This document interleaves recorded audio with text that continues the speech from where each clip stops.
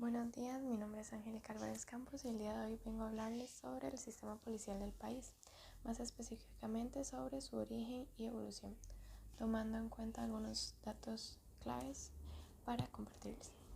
Primero que todo, tenemos que tomar en cuenta algunos eventos anteriores, y es que debemos recordar que en la campaña nacional de 1856 a 1857, nuestro ejército, que actualmente se encuentra abolido, luchó contra los filibusteros y conformó un discurso de identidad nacional. Además, tenemos que saber que Tinoco decidió impulsar un proyecto en el cual reorganizaba los sistemas, las fuerzas armadas y policiales del país para mejorar los salarios y creando la guardia montada. Este último hecho no salió tan bien debido a que Estados Unidos no mostró ningún apoyo al respecto. Ahora bien, teniendo un poco de contexto de años anteriores, nos vamos a ubicar en 1948, cuando se dio la guerra civil específicamente. El 1 de diciembre de ese mismo año, José Figueres hace el acto simbólico de la abolición del ejército. Esta abolición no fue 100% efectiva hasta un año después, cuando se dio el famoso Cardonazo.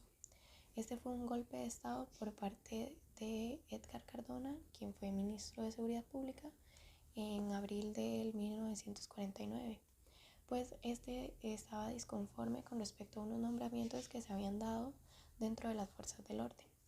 Cabe destacar que para este entonces las fuerzas policiales, seguían entrenando en la Escuela Militar de Guadalupe.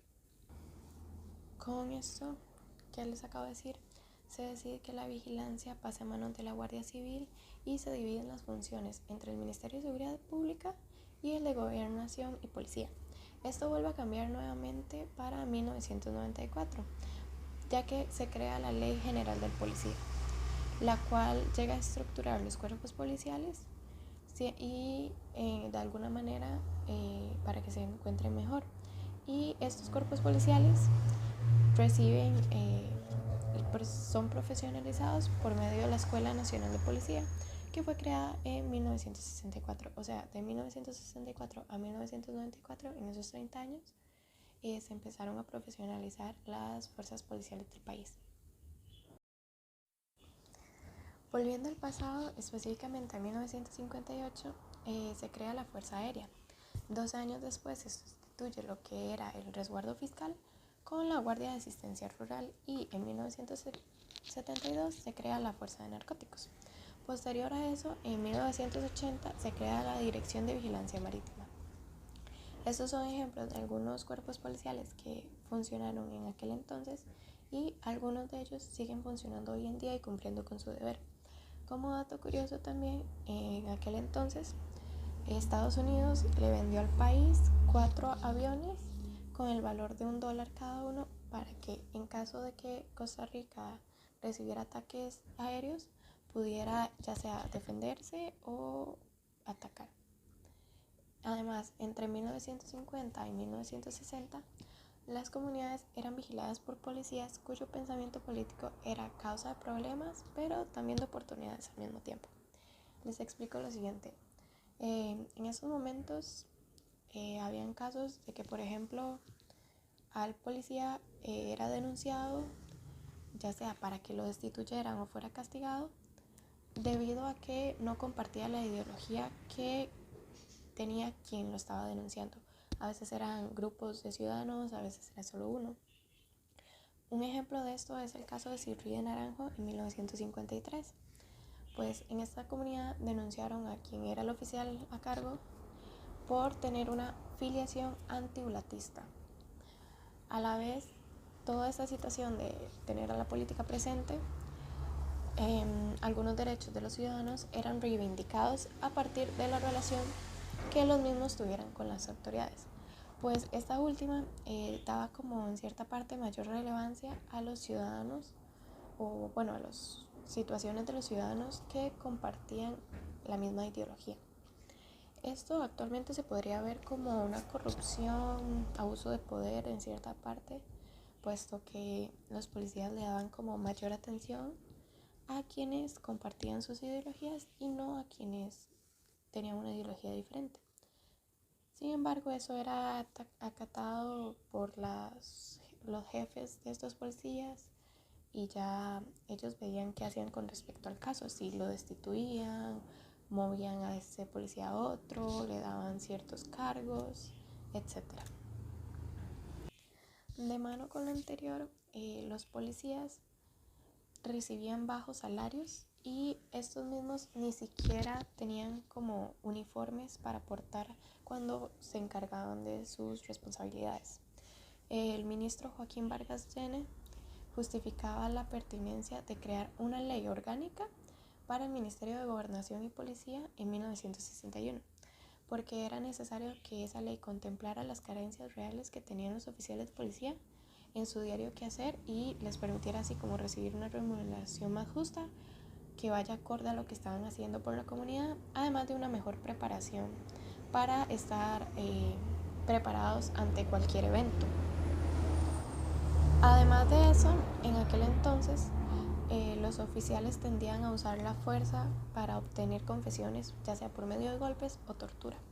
Esto, en lugar de generar confianza para los ciudadanos, en caso de que tuvieran problemas recurrir a la policía, les generaba cierto temor, pánico, el recurrir o tratar con los policías debido a que tenían ese sentimiento de miedo a ser golpeados o torturados.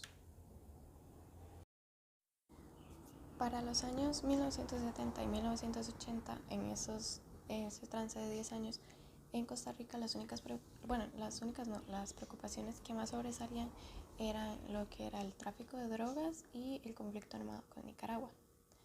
Para empezar, en mayo del 70, las autoridades iniciaron una campaña para reducir la venta de la droga y detener a los traficantes. Es una campaña antidrogas que se creó de la mano de la creación de la Policía de Narcóticos, la cual fue mencionada anteriormente.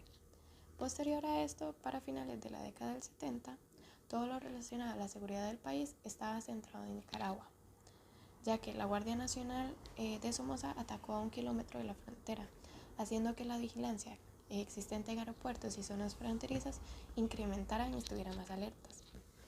Ahora bien, luego de la revolución en Nicaragua y la tensión que se creó entre ambos gobiernos, en la década de 1980 la militarización de los cuerpos policiales costarricenses fue favorecida, pues se buscó capacitar de alguna manera a los oficiales para eventuales enfrentamientos similares a los que habían sucedido hace poco.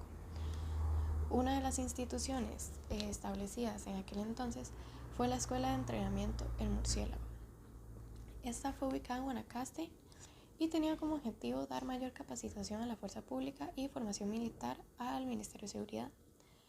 Con esto mismo, cabe aclarar que fue parte de las consecuencias de este conflicto armado con Nicaragua. Fue una consecuencia para bien, sin contar las muertes y demás consecuencias desagradables que sucedieron, ¿verdad? Para finalizar con esto, luego de estos sucesos, los cuerpos policiales del país recibieron un fuerte entrenamiento referente a las tácticas de entrenamiento, tácticas de manejo de armas, tácticas operacionales, cómo actuar en las operaciones, cómo usar tal arma, como incluso tácticas de pelea para en caso de ser necesario tuvieran que pelear contra los delincuentes. Todas esas capacitaciones fueron de ayuda en ese momento y siguen siendo de ayuda hoy en día. Por ejemplo, el país sigue luchando con tráfico de drogas, tráfico de armas, otros actos delictivos. Entonces, el uso de esas tácticas hoy en día ha sido de mucha ayuda. A modo de conclusión y ya para acabar con este video, primeramente este año se celebran 75 años de la abolición del ejército costarricense. Desde ese momento hasta la actualidad, no solo las leyes del país han cambiado, sino que los actos delictivos y la manera en que se responde han evolucionado. Lo que era un homicidio hace años puede ser que siga siendo un homicidio similar, sin embargo, las tácticas han mejorado y las tácticas de respuesta también han mejorado mucho.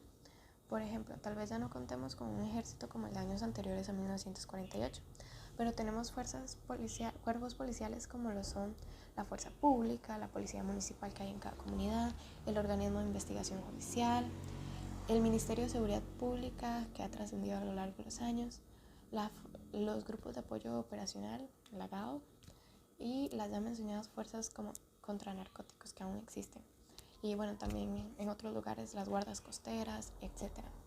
Estos y otros cuerpos policiales acuden ante las necesidades de los ciudadanos del país y están dispuestos a proteger el país, al igual que estuvo el ejército abolido o el ejército que luchó en la batalla de Rivas, en la batalla de Santa Rosa, en la guerra civil. Sí, se sigue manteniendo ese espíritu de protección hacia el país y hacia los ciudadanos del mismo. En conclusión, puede que se haya evolucionado y se haya mejorado en algunos puntos, pero sin los sucesos de aquel entonces, esos conflictos armados, las guerras civiles, las batallas que se dio contra los filibusteros, etc., no tendremos los cuerpos policiales de hoy en día. Debemos agradecer que años atrás se hayan implementado tales tipos de entrenamientos como las tácticas de mejoramiento de manejo de armas, las escuelas que se crearon. Debemos estar agradecidos con eso, ya que gracias a todo eso, al día de hoy, si bien no son exactamente iguales los entrenamientos, porque han mejorado y han sido necesidad de mejorar y evolucionar, han ayudado a crear personas capaces de enfrentarse a las situaciones que viven los cuerpos policiales en Costa Rica. Así que eso es todo, muchas gracias y hasta luego.